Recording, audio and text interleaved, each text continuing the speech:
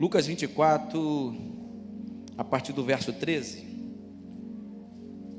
O texto diz assim: e naquele mesmo dia, 2 deles estavam caminhando em direção ao povoado chamado Emaús, que ficava a cerca de 11 quilômetros de Jerusalém, e iam dialogando sobre todos os fatos recentemente ocorridos.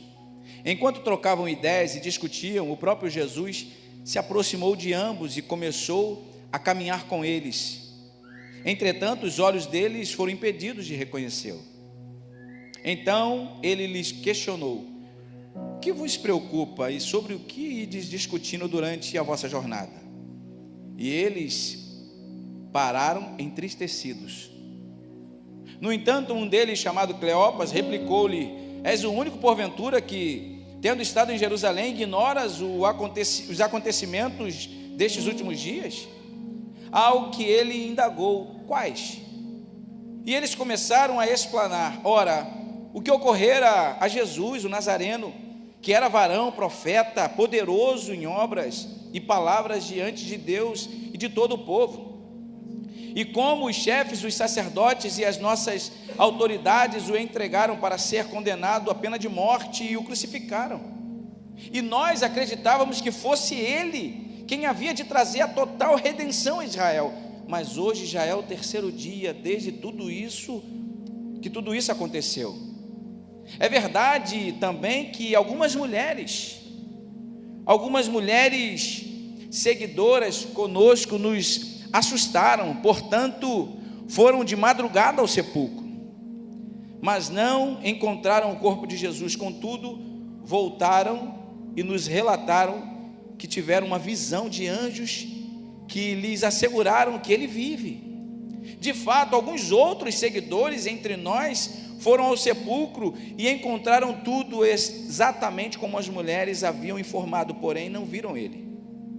Então lhes admoestou Jesus: ó tolos de entendimento e lentos de coração para crer em tudo quanto os profetas já declararam a vós. Ora, não era imprescindível que o Cristo padecesse para que entrasse na sua glória? Então, iniciando por Moisés e discorrendo sobre todos os profetas, explanou-lhes o que a seu respeito constava em todas as Escrituras. Ao que se aproximarem do povoado, o qual se dirigiam, Jesus fez com que ia continuar a caminhada, seguindo mais à frente. Porém, eles muito insistiram, rogando-lhe: fica conosco, pois é tarde, e o dia já está chegando ao fim. Então ele entrou para ficar com eles. E aconteceu que, quando estavam reclinados ao redor da mesa, tomando ele o pão, deu graças e partiu, e deu a eles. Neste instante, se lhes abriram os olhos e o reconheceram. Ele, contudo, desapareceu diante dos olhos deles.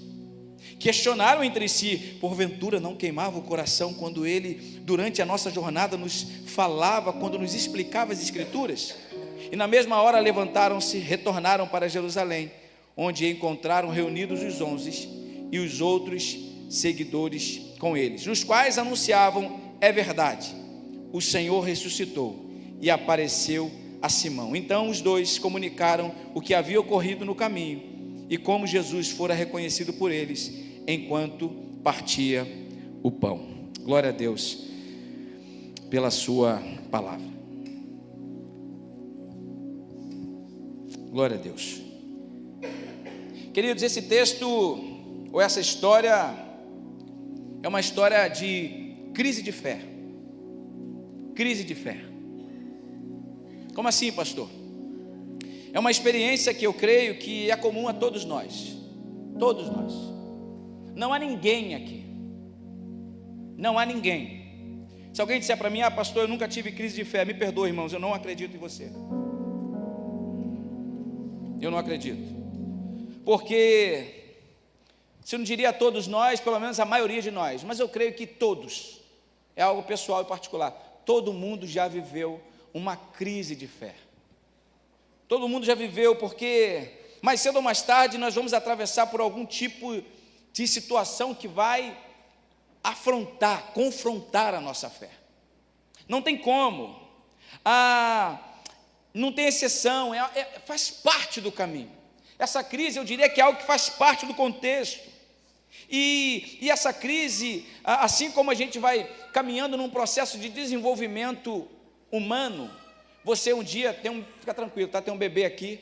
Se você um dia foi bebê, você vai virar uma criança, virou uma criança, um adolescente, um jovem, chega na fase adulta e alcança ela a partir dos 40 anos, como Freud vai dizer, a idade do lobo. Você agora tem maturidade, até a partir dos 65, vou ajudar, tá? Dos 70, aí a terceira idade.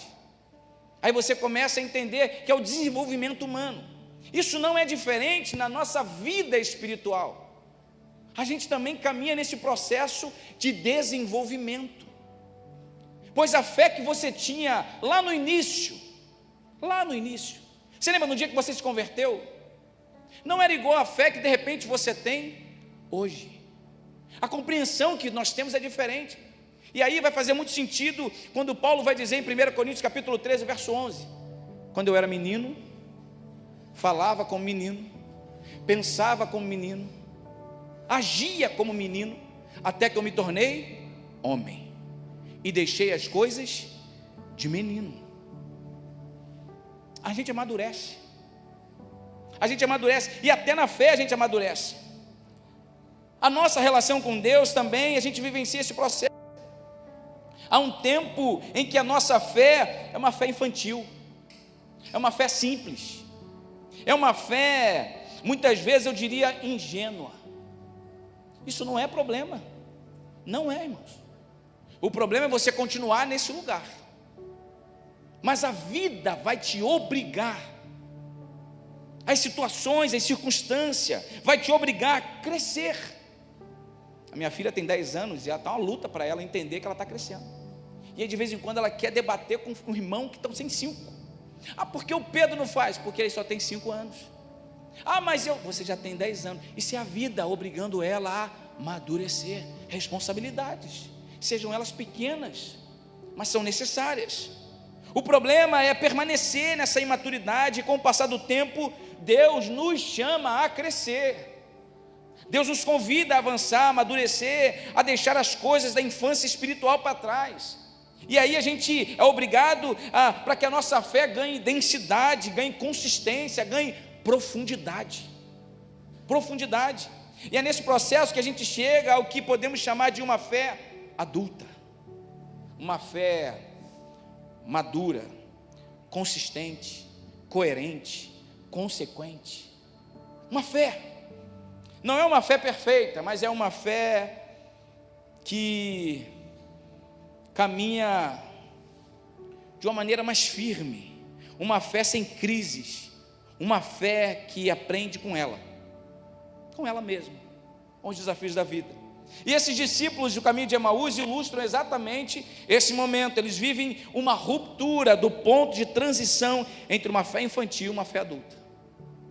Eu não sei em qual situação você se encontra. A crise que eles enfrentam não é um sinal de fracasso espiritual. Essa crise aqui é chamada de amadurecimento.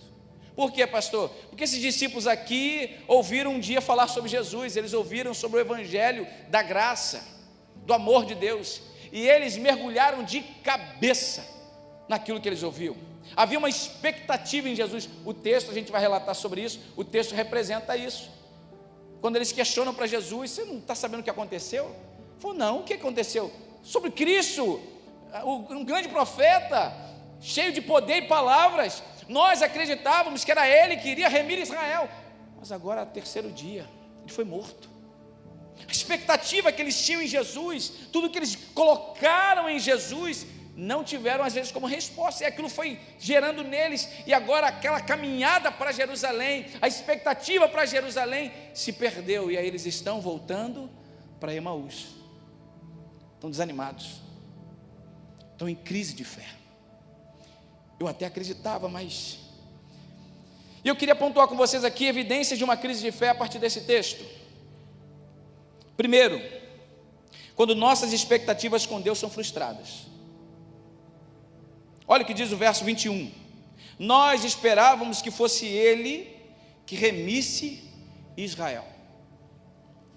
Mas agora, sobretudo, é já hoje o terceiro dia em que essas coisas aconteceram. Essas palavras revelam profundamente um homem frustrado, ou homens frustrados. Gente frustrado, não apenas decepcionado com os acontecimentos, mas confuso em relação ao próprio Deus. Emaús era uma colônia romana, que distava de 11, alguns dizem que era 31 quilômetros, outros dizem 11 quilômetros, mas é uma colônia romana. Emaús, e lá estava, e eles esperavam o chamado Messias político, o libertador de Roma, restaurador imediato de Israel. Havia essa expectativa, mas Jesus não correspondeu às expectativas deles. Não correspondeu. A esperança que eles alimentavam foi sepultada junto à cruz. O que eles queriam não aconteceu, o que eles esperavam não aconteceu da forma como eles imaginaram. E é exatamente aqui que muitas das vezes a fé se instala. Nesse lugar, nesse espaço, nesse limbo. É quando a gente percebe que o velho já não nos atende e o novo ainda não chegou. A gente fica meio que... É como que um processo de transição. As dúvidas vão surgir no nosso coração, começam a ocupar mais espaço. Aquelas convicções que a gente tinha, elas já não servem tanto. As perguntas se multiplicam, as angústias se tornam cada vez mais avassaladoras. E você fala, meu Deus, o que está acontecendo comigo? O que está acontecendo? E às vezes a gente tem até a sensação que está sozinho nisso, né? Parece só eu. E aí você não quer ser o incrédulo do grupo. Você vai fazer certo questionamento dentro do grupo, todo mundo crente, irmão? Você vai falar assim, eu falar um negócio desse, eu não vou falar que eu sou um herege. Eu questionar a minha fé. Eles esperavam um Messias que removesse eles dos problemas políticos. Eles esperavam um Messias que removesse eles dos problemas sociais, dos problemas nacionais. Eles esperavam uma libertação de Roma. Eles esperavam uma restauração imediata de tudo isso. Mas Jesus acabou não correspondendo. Há um livro de Philip Yancey chamado Decepcionado com Deus. E das muitas coisas que li nesse livro na época, há uma frase que eu compartilho aqui que diz: normalmente a desilusão depende em grande parte daquilo que em primeiro lugar esperamos de Deus. Como assim, pastor? A crise surge quando a gente espera de Deus. Foi exatamente o que queremos. Eu queria que Jesus fizesse dessa maneira, eu queria que a minha vida fosse dessa forma, mas não aconteceu da forma que eu imaginava. Você tinha expectativa, você tem expectativa, e quem sabe as suas expectativas não serão correspondidas no âmbito da fé, e aí você entra em crise. Eu chamo de as duas conversões, porque a primeira conversão, como eu falei aqui, é a conversão infantil. É a conversão do que nós chamamos de um novo convertido, neófito, um recém-espiritual, novo convertido.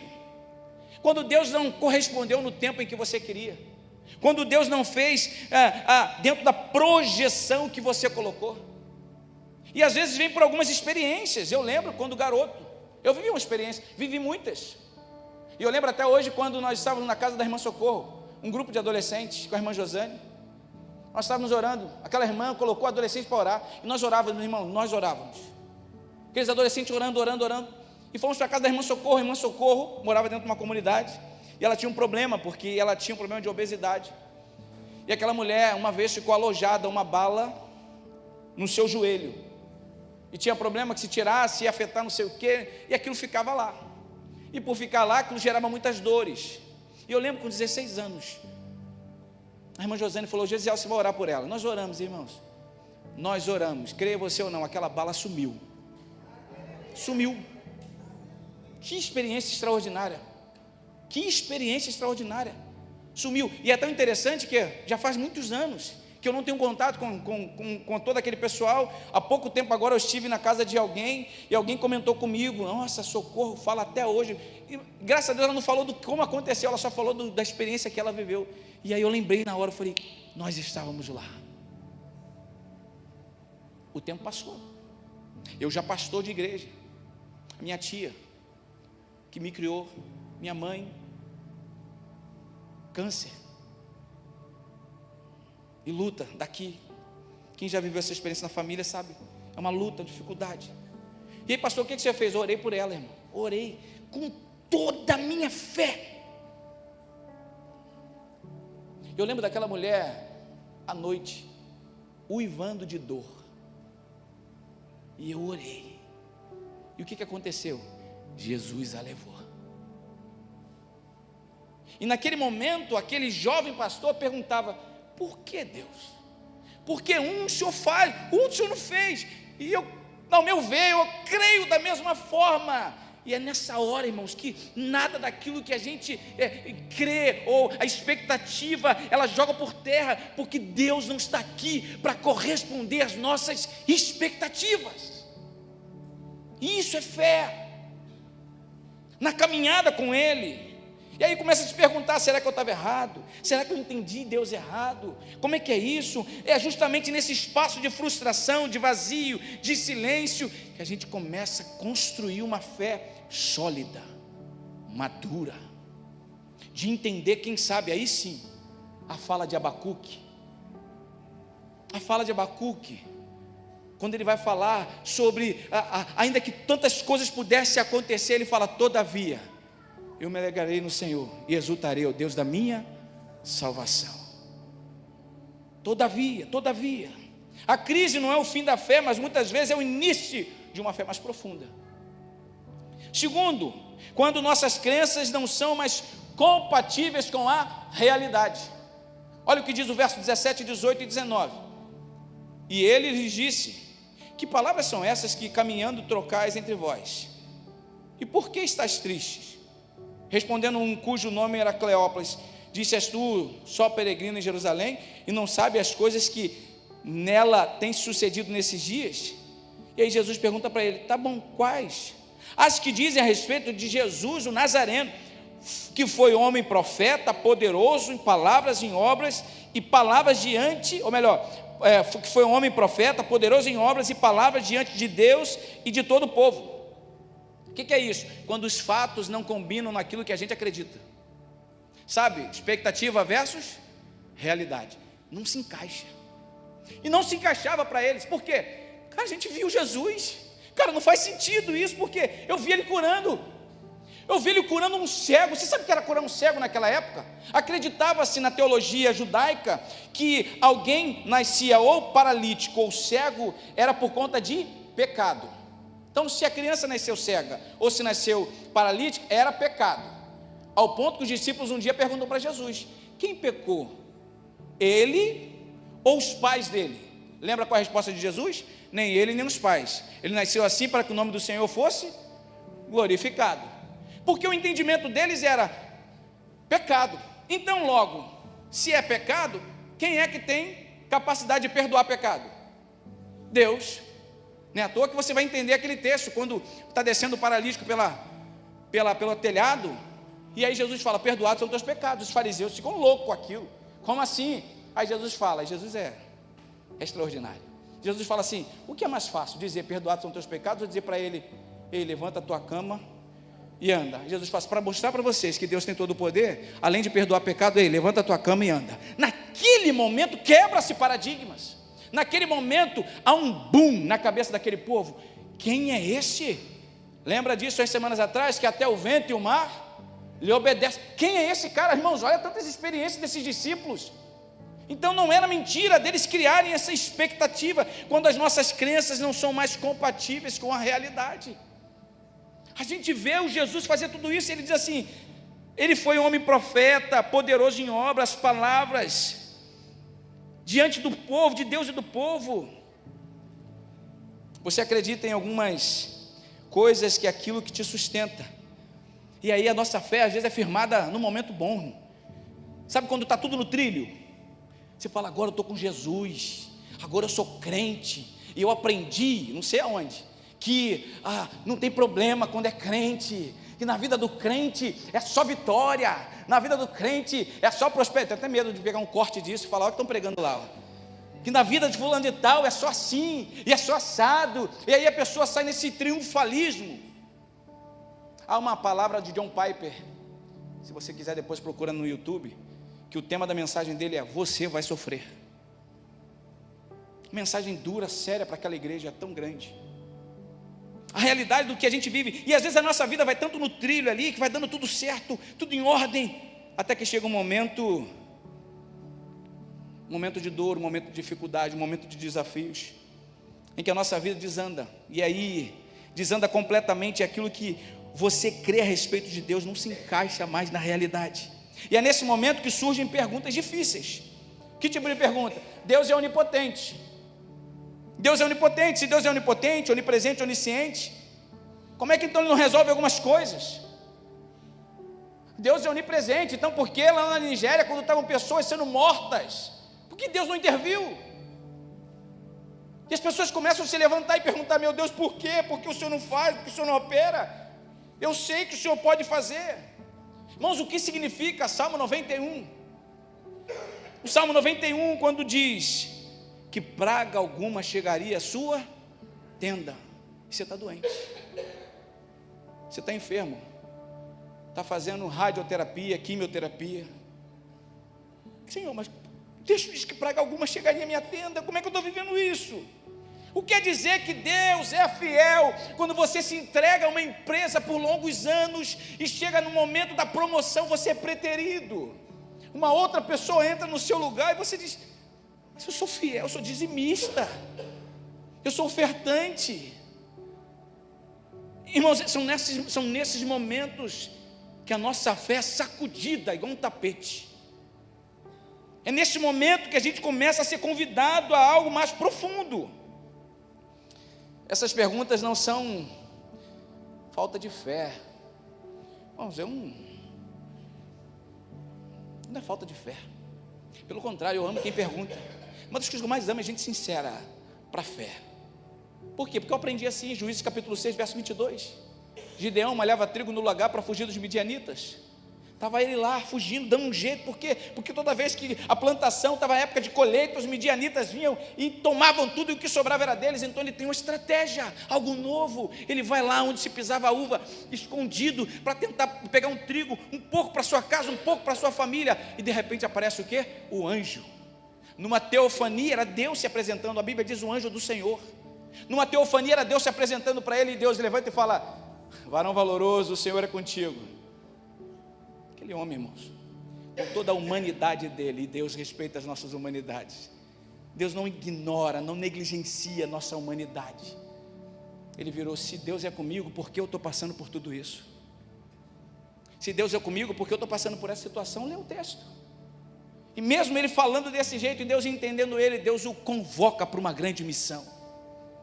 Mesmo ele se vendo como o menor da sua tribo, Deus o convoca para uma grande missão.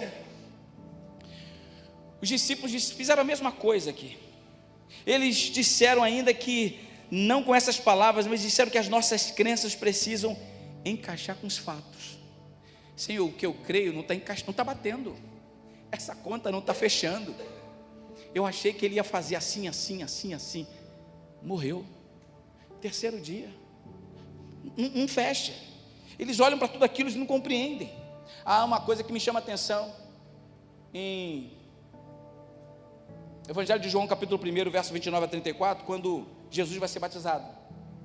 E aqui eu só vou lançar como reflexão, não vou fazer nem afirmações.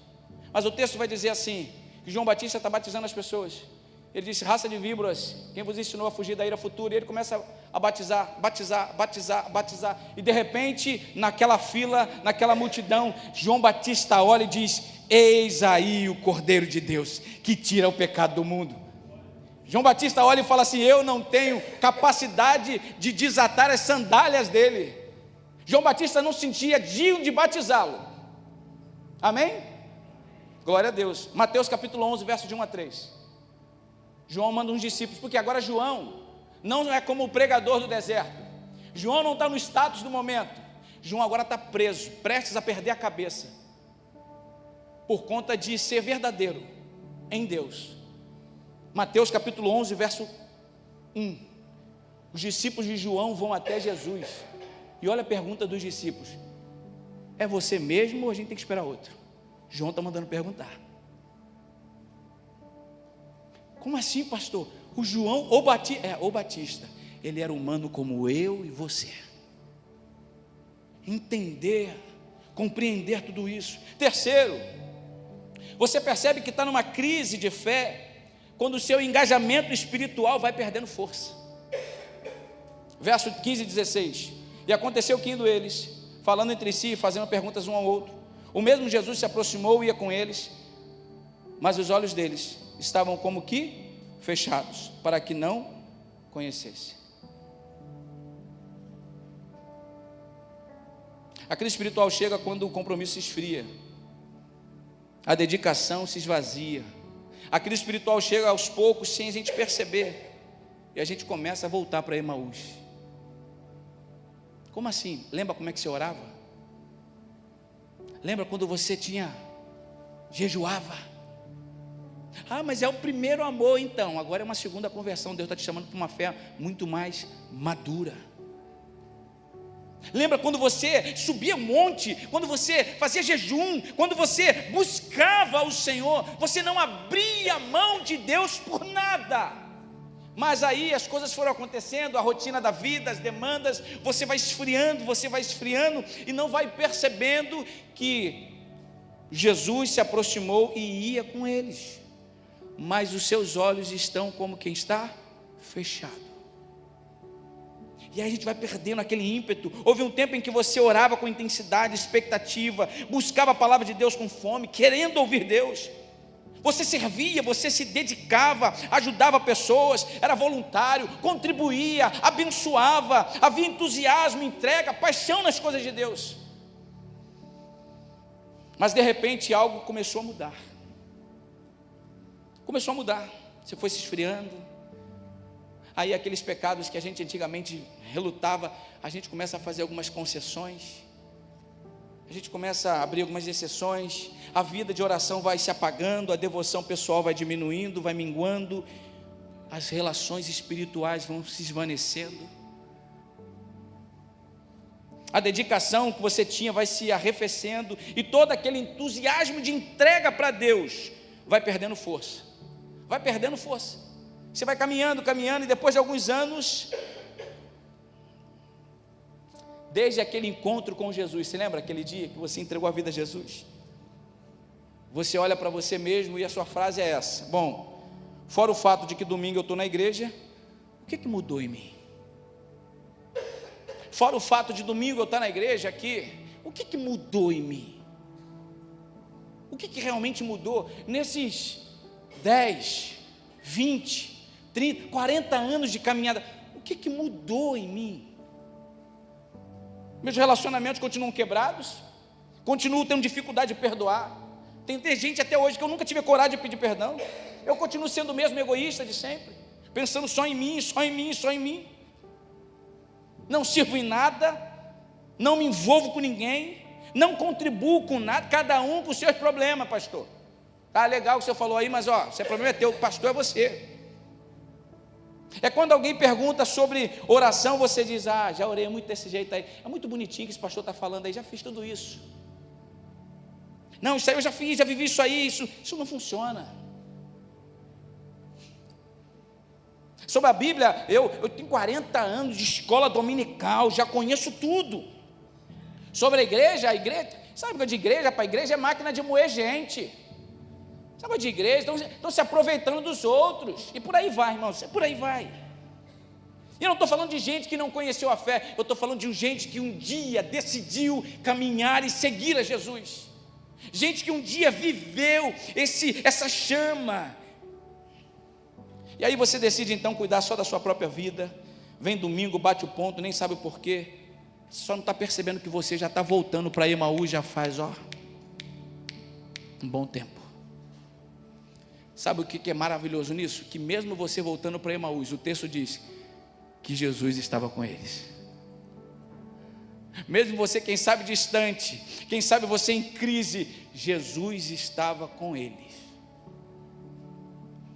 Só que nesse processo, dessa caminhada, as coisas vão mudando. Começa a ter uma transformação, uma mudança. Então, da mesma forma que a gente tem evidências aqui, que a gente entra numa fé, somos convidados para uma fé madura, a evidência da superação da crise. Qual é a evidência, pastor? Primeiro, quando Deus deixa de ser aquele a respeito de quem você tem informação e se torna aquele que fala com você na intimidade do seu coração. Quando Deus deixa de ser aquele que você tem informação e se torna aquele que você fala com você na intimidade do seu coração. E é simples a gente caminhar nisso. Quantos aqui, qual é o jogador último, o nosso último craque aí? Neymar. Quantos aqui conhecem o Neymar? Quantos aqui conhecem o Neymar? Está com medo de levantar a mão, irmão? Não é pecado não.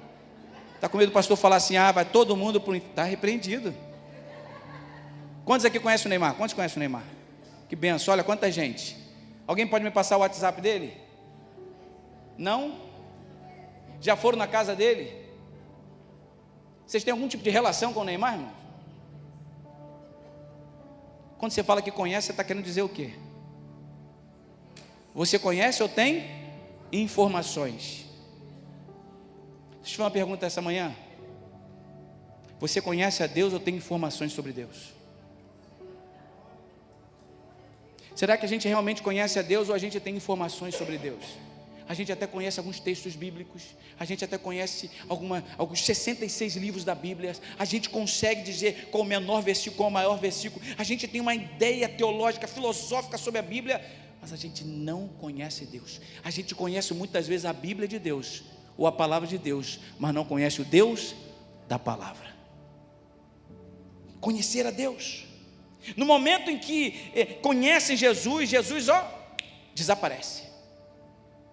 No momento que eles perceberam, é Ele, desapareceu.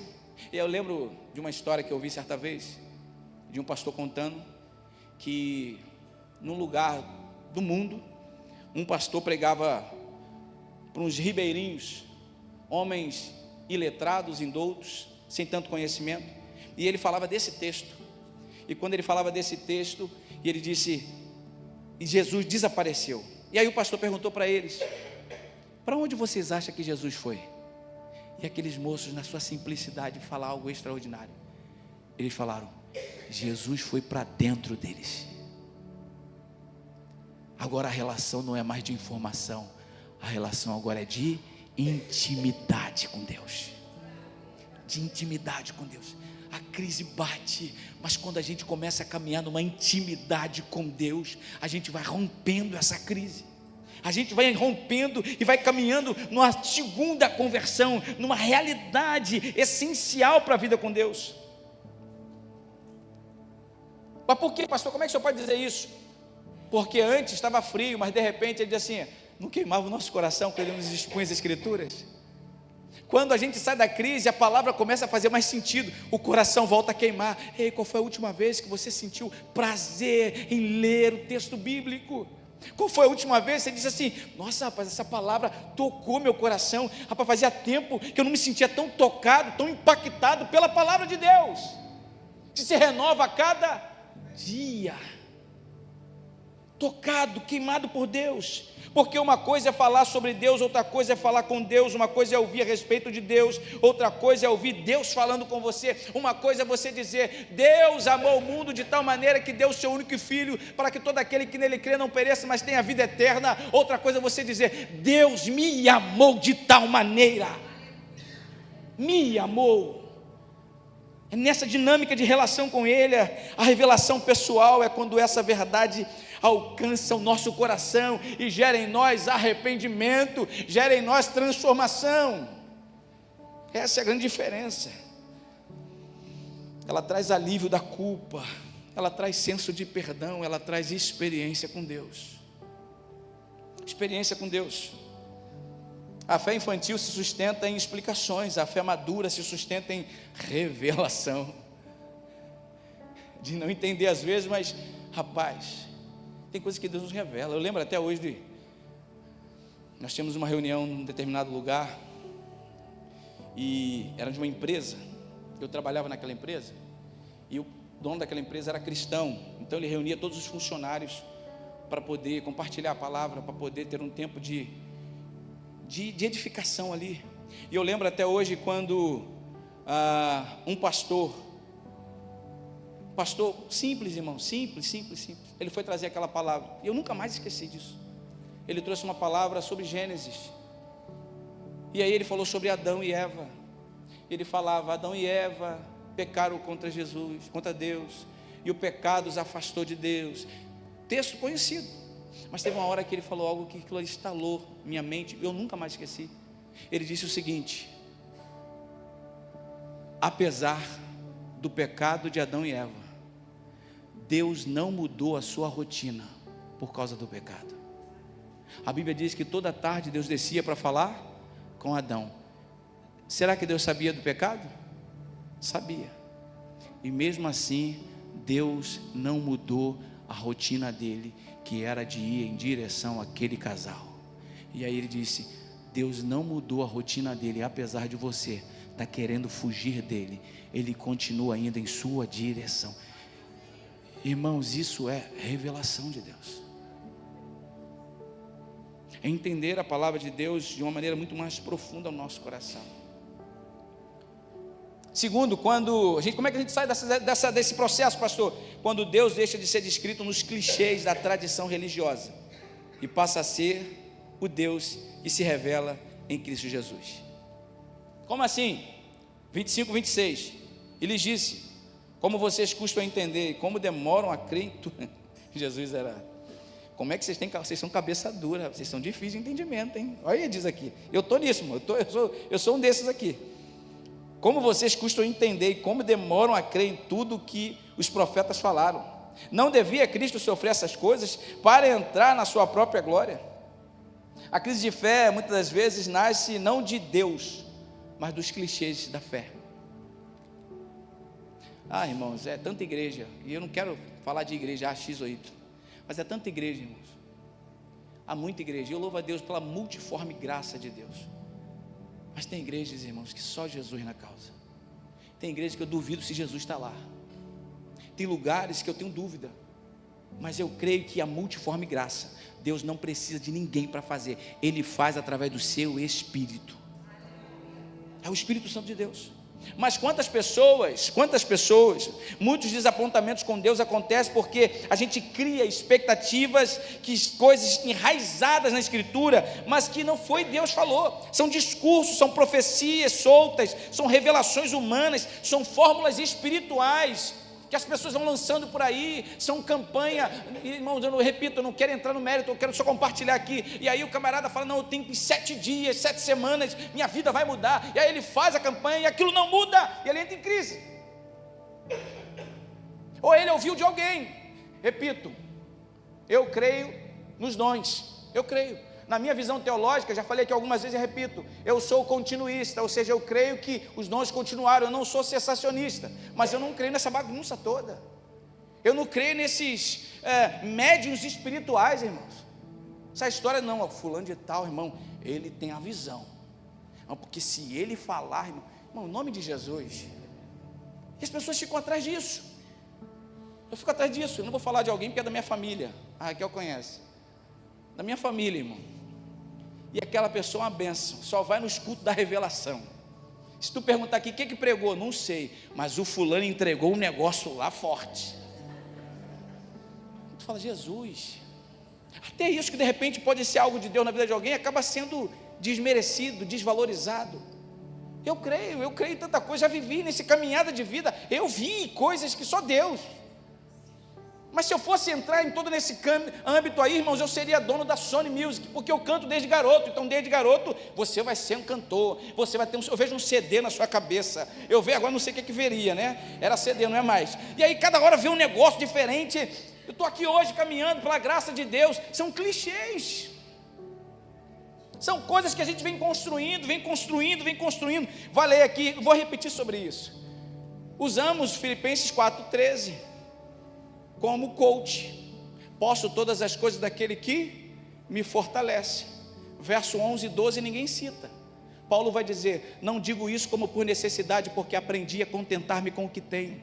Sei ter abundância como escassez, em toda maneira, em todas as coisas estou instruído, tanto a ter muito, quanto a ter pouco, quanto a ter fartura, quanto a passar fome, a padecer necessidade. Olha o que Paulo está dizendo, irmãos. Ele está dizendo: olha só, mediante a minha fé eu posso ter muito, mediante a minha fé eu posso ter um carro do ano, mediante a minha fé eu posso andar de BRT, eu posso andar de ônibus, eu posso andar a pé, mediante a minha fé eu posso ter um bom emprego, eu posso ter uma conta gorda, eu posso ter saúde, mediante a minha fé eu posso ter doente, eu posso morrer por essa doença, eu posso viver todas as coisas. Sabe por quê? Porque quem me fortalece é o Senhor. É o Senhor, isso é a palavra, e não a gente tentar trazer algumas coisas. Não, pastor, que é isso? Efésios capítulo 3, verso 14. O texto vai dizer que Deus faz infinitamente mais daquilo que pedimos ou pensamos. Só esquece de dizer que quando Paulo diz isso, ele está falando de conquistas, não de conquistas circunstanciais, mas de sermos cheios da plenitude do amor de Deus. Vamos fazer o culto do amor aqui? Você já viu gente assim, irmão? Campanha do amor, vamos aprender a amar mais. 7 dias, eu tenho dificuldade, vai aparecer alguém para a gente amar mais, para a gente amar a pessoa.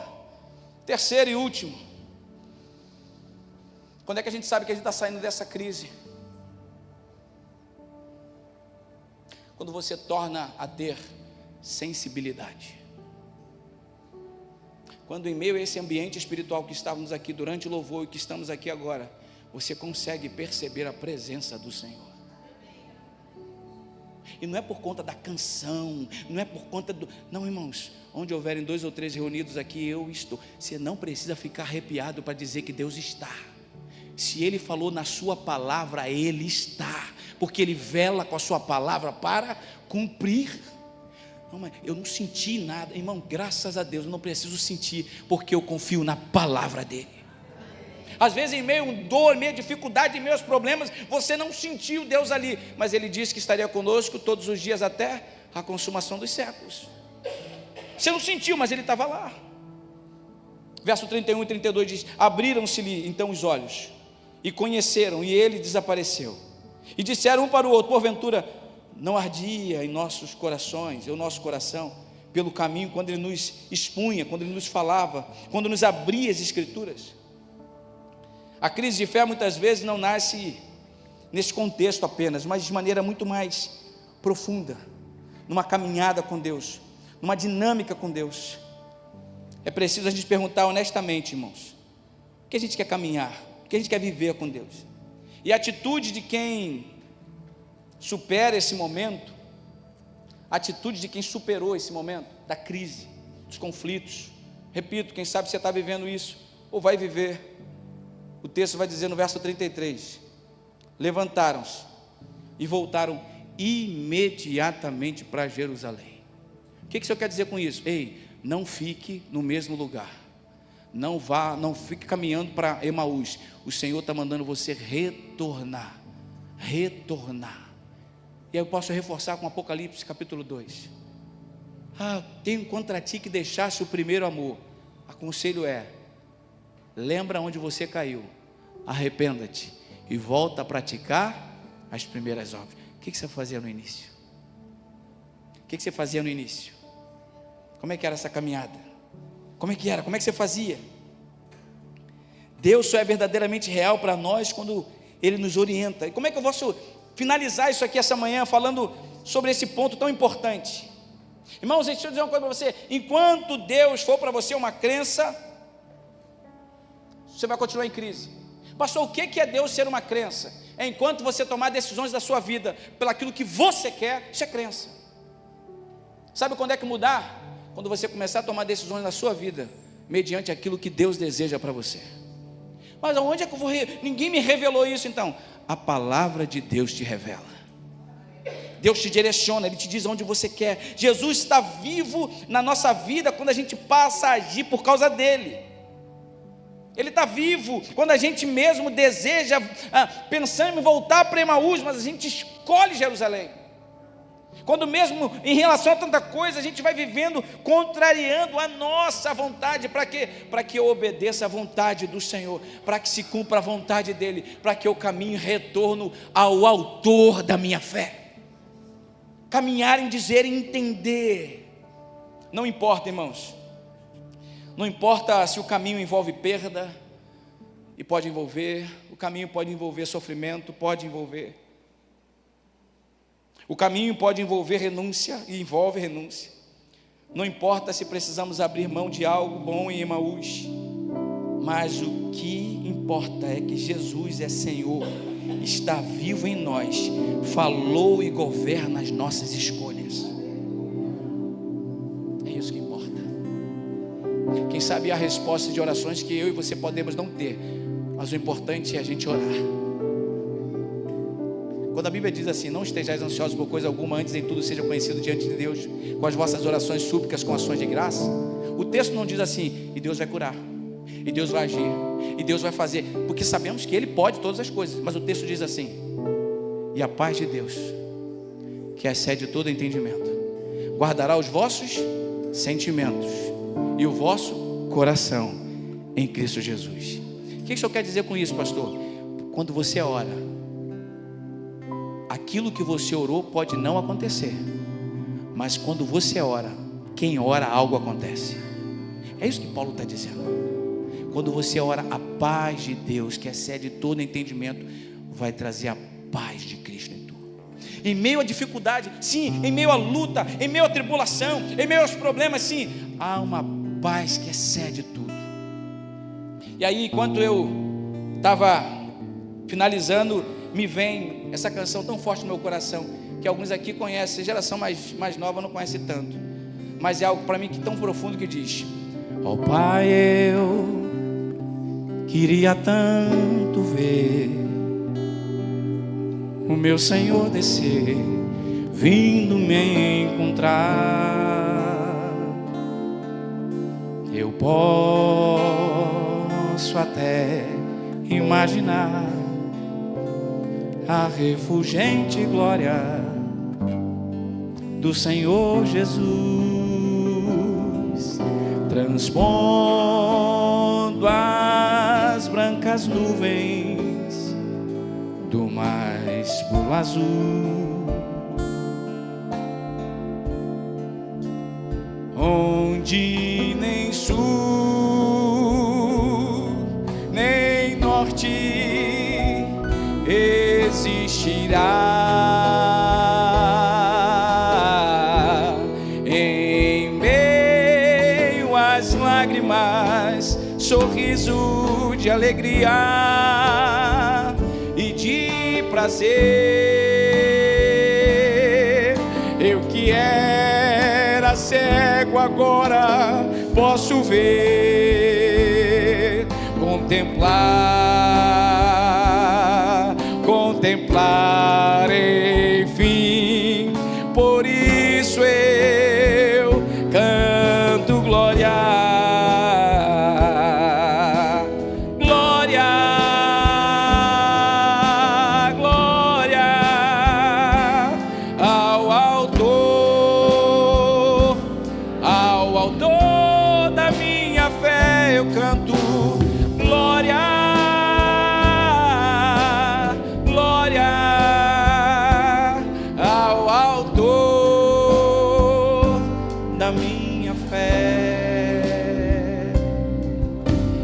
Pai, eu queria tanto ouvir o som que vai agir no encontro triunfal, rever amigos que um dia em Cristo foram feitos meus irmãos. E agora sim podemos dar as mãos,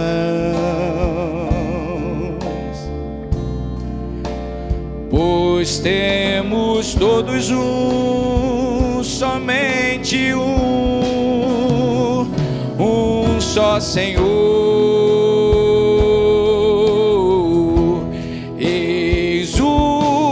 Consolo que envolve a minha vida, o meu Senhor Jesus, que foi morto, enfim, naquela cruz, voltará, enfim. Por isso eu canto glória.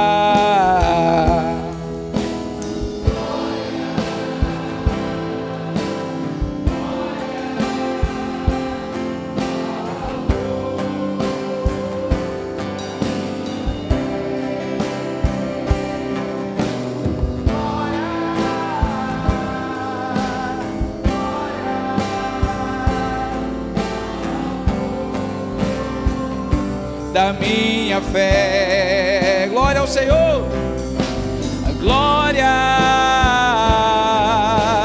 glória ao autor da nossa fé. Eu canto glória, glória ao autor da minha fé. Aleluia, aleluia, aleluia, aleluia, aleluia, aleluia, aleluia. Glória a Deus.